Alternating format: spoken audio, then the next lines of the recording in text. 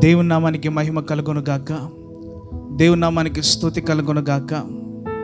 దేవుడు మనకిచ్చినటువంటి దినాన్ని బట్టి ప్రభుని స్తుతిస్తున్నాం, ప్రభుని ఘనపరుస్తున్నాం. నిజంగా మన జీవితంలో ఇప్పుడున్న పరిస్థితుల్లో, కరోనా కాలంలో తీసుకోవాల్సినటువంటి జాగ్రత్తలు మనం చూసుకున్నట్లయితే, శానిటైజర్ వాడుతున్నాం, మాస్క్ వాడుతున్నాం.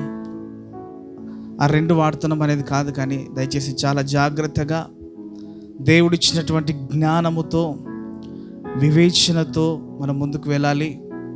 ఇప్పుడున్న పరిస్థితుల్లో చాలా దారుణంగా కేసులు పెరుగుతున్నాయి.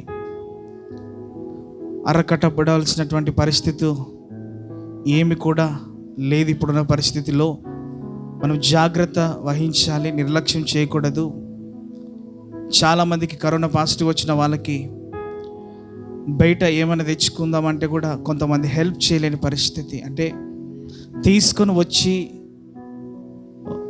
ఇచ్చేటువంటి పరిస్థితులు లేవు. ఇప్పుడు ఏం చేస్తున్నారంటే, ఇంట్లో నుంచి వాళ్ళే వెళ్ళి బయటికి వెళ్ళి తీసుకొని వస్తున్నారు. కానీ తప్పదు పరిస్థితి.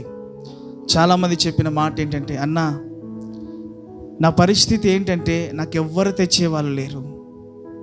చాలామంది సిస్టర్స్ కూడా ఫోన్ చేసి, మాకెవ్వరు తెచ్చేవాళ్ళు లేరు, కానీ మేము చేసేది ఏంటంటే తప్పదు, మేము వెళ్ళి తెచ్చుకోక తప్పదు, బయటికి వెళ్ళి ఎవరు తెచ్చేవారు కాదు అని చాలామంది ఏం చేస్తున్నారంటే బయటికి వెళ్ళి తెచ్చుకుంటున్నారు.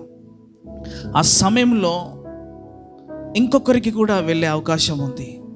కాబట్టి వారి తప్పు అని చెప్పడం లేదు, కానీ పరిస్థితి అలా ఉంది. కాబట్టి మనము జాగ్రత్త వహించి, దూరాన్ని పాటించి, శానిటైజర్లు క్రమంగా వాడుకుంటూ, మాస్క్ తప్పనిసరిగా ధరించుకొని, నిర్లక్ష్యం వహించక, లేదంటే అక్కడ పోలీసు వస్తున్నారులే, ఫైన్ వేస్తారులే అని మాస్క్ పెట్టుకోవాలని పెట్టుకోవద్దండి. జాగ్రత్త కలిగి, జాగ్రత్త వహించి మీరు ముందుకు వెళ్ళండి. దేవుడు కూడా కృప చూపిస్తున్నాడు, కాదనడం లేదు. గాల్లో దీపం పెట్టి దేవుడా అని చెప్పలేం కదా. కాబట్టి నాకు ఇచ్చిన ప్రేరేపణ బట్టి మీకు చెప్పాలనే ఉద్దేశం కలిగి నేను మాట్లాడుతున్నాను.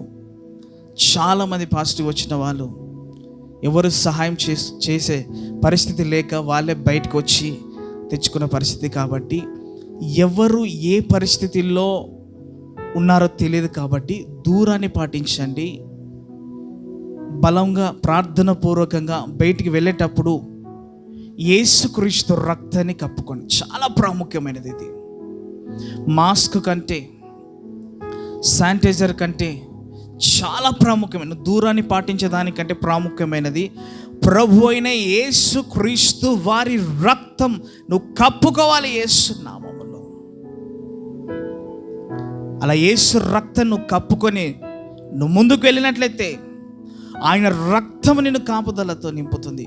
ఆయన రక్తాన్ని నువ్వు కప్పుకున్నప్పుడు క్షేమాన్నిస్తుంది. యేసు నామములో ప్రతి వైరస్ను విరిచివేస్తుంది. వచ్చిందని నువ్వు బాధపడాల్సిన అవసరం లేదు.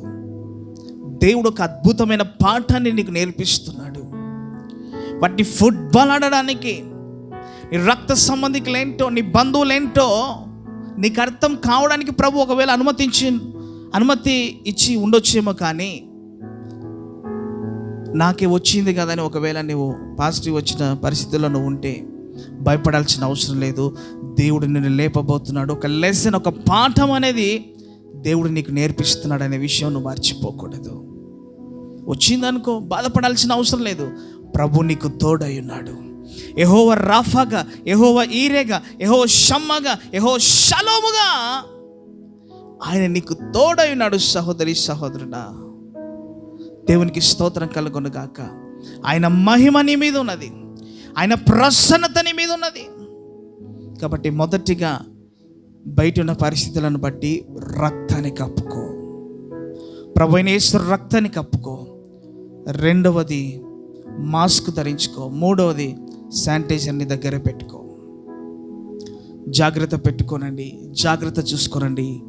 ప్రభు మీకు తోడై నడిపించును గాక. ఒక చిన్న ప్రార్థన. పరిశుద్ధము నమ్మకమైన పరలోకపు తండ్రి, యేసు నామములో ఇప్పుడున్న పరిస్థితిలో ఉన్నటువంటి పరిస్థితులను బట్టి ప్రార్థన చేస్తున్నాను. నీ సన్నిధి, నీ ముఖ కాంతిని వారి మీద నుంచుమని ప్రార్థన చేస్తున్నాను. వారి మీద ఉండనీయమని అడుగుతున్నాను ప్రభువా. యెహోవా రాఫాగా పని చేయండి నాన్న. యేసు రక్తం వారి యొక్క ప్రాణాత్మ దేహములోనికి చల్లుతున్నాము ప్రభా, కప్పుచున్నాము తండ్రి. యేసు రక్త కోటలోనికి భద్రపరుస్తున్నాము యేసు నామములో. రబాలకబా షెతెరెలెకె రెలాకరలబా షందరలబా రీనెలెమో సందిలి కిరిలిమాన్ సబ్రకాత్రలబా. ఏ తెగులుని గుడారము సమీపించదని సెలవిచ్చిన దేవానికి వస్తుంది. తెగులనే రోగాలు, తెగులనే వ్యాధులు శరీరం అనే గుడారములోనికి ఏవి పని చేయకుండా ఉండును గాకని పలుకుతున్నాను యేసు నామములో. నీ మాట యేసు నామములో పలుకుతుండగా, జీవ మాట పలుకుతుండగా శరీరములో సృష్టింపబడే శక్తి, ఆరోగ్యాన్ని సృష్టింపబడే అసాధారణమైన శక్తి పని చేయును గాక అని పలుకుతున్నాను. రాబాలాబా షంద షందల రియాల్ మనందరో కొరలో భౌషికరలబా. యేసు నామములో అద్భుతము జరిగించమని, మహిమనందుమని యేసు నామములో నడుచున్నాం తండ్రి. ఆమేన్, ఆమేన్, ఆమేన్. దేవునికి స్తోత్రం కలుగును గాక. దయచేసి ఒకటి జ్ఞాపకం చేసుకోనండి.